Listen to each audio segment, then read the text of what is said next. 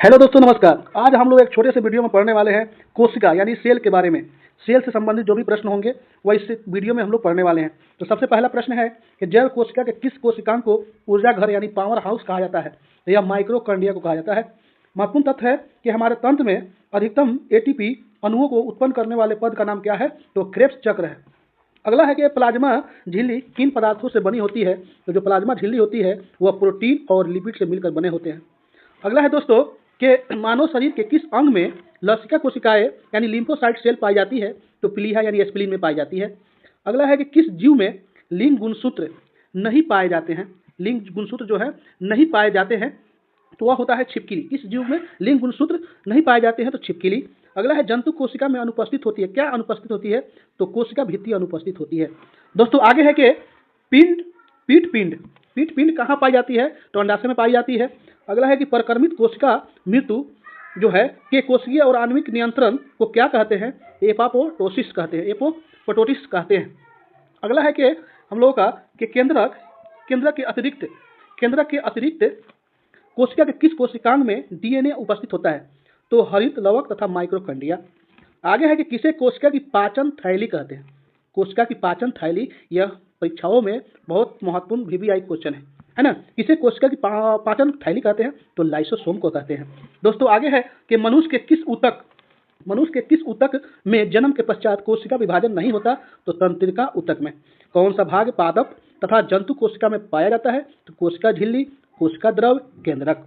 अगला है कि हाइपरप्लासिया का अर्थ क्या होता है, तो कोशिका के आकार में वृद्धि होने को हम लोग क्या कहते हैं, हाइपरप्लासिया।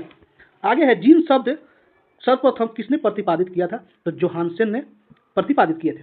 आगे है कि रिवर्स प्रतिलेखन जो होता है कि खोज किसने किया था, तो टेमिन एवं बाल्टीमोर ने। अगला है कि जब एक युग्म जीन दूसरे इकाई के प्रभाव को छुपाता है तो इस प्रक्रिया को क्या कहते हैं, तो प्रभाविता कहते हैं। क्या कहते हैं, प्रभाविता कहते हैं। दोस्तों आगे हमारा है क्वेश्चन कि कोशिका के बारे में कि कोशिका का जीवित अंश जीव द्रव कहलाता है या किससे मिलकर बना होता है, तो कोशिका द्रव केंद्रक के द्रव से मिलकर बना होता है। कौन सा कोशिकांग प्रोटीन संश्लेषण में सहायता करता है, तो राइबोसोम।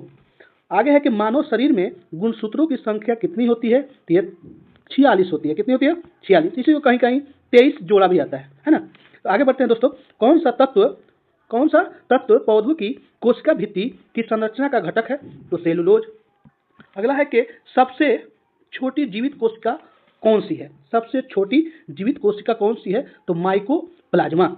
आगे है कि किसे जीवन का भौतिक आधार माना जाता है। जीवन का भौतिक आधार किसे माना जाता है, तो जीव द्रव्य को क्या कहते हैं, भौतिक आधार माना जाता है, जीवन का भौतिक आधार।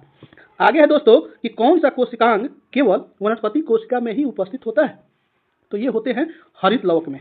द्विनाम पद्धति के जन्मदाता कौन थे, तो कैरोलस लीनियस। द्विनाम पद्धति के जन्मदाता कौन थे, ये परीक्षाओं के लिए वीवीआई प्रश्न है कि द्विनाम पद्धति के जन्मदाता कौन थे, तो कैरोलस लीनियस। आगे है कि दो कोशिकाओं के मध्य पदार्थों का आवागमन किसके माध्यम से होता है, तो जीव द्रव्य तंतु के माध्यम से होता है। आगे है दोस्तों को किस तत्व के कोशिकाओं में एकांतरित होने से रंध्र खुल जाते हैं, तो पोटेशियम। किस कोशिकांग को ट्रैफिक पुलिस की संज्ञा प्रदान की जाती है, किस कोशिकांग को ट्रैफिक पुलिस की संज्ञा प्रदान की जाती है, तो ये जो है कोशिकांग जो है गालिकाएं हैं। क्या है, गालिकाएं।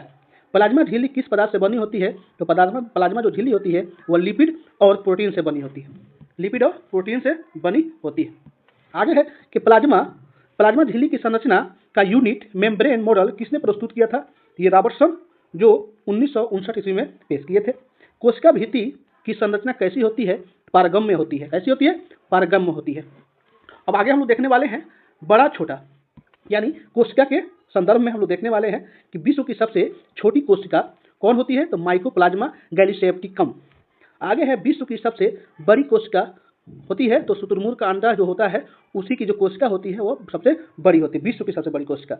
आगे है मानव शरीर में सबसे छोटी कोशिका कौन होती है, तो सेरिब्रम की ग्रेन्यूल सेल जो होती है वही मानव शरीर की सबसे छोटी कोशिका होती है। और अगला है कि मानव शरीर की सबसे बड़ी कोशिका कौन होती है, तो अंडाणु का होता है, जो केवल अंडाणु स्त्रियों में पाए जाते हैं, उन्हीं की जो कोशिका होती है वो मानव शरीर की सबसे बड़ी कोशिका होती है। आगे है दोस्तों कि मानव शरीर की सबसे लंबी कोशिका किसकी होती है, जो होती है वो न्यूरॉन की होती है।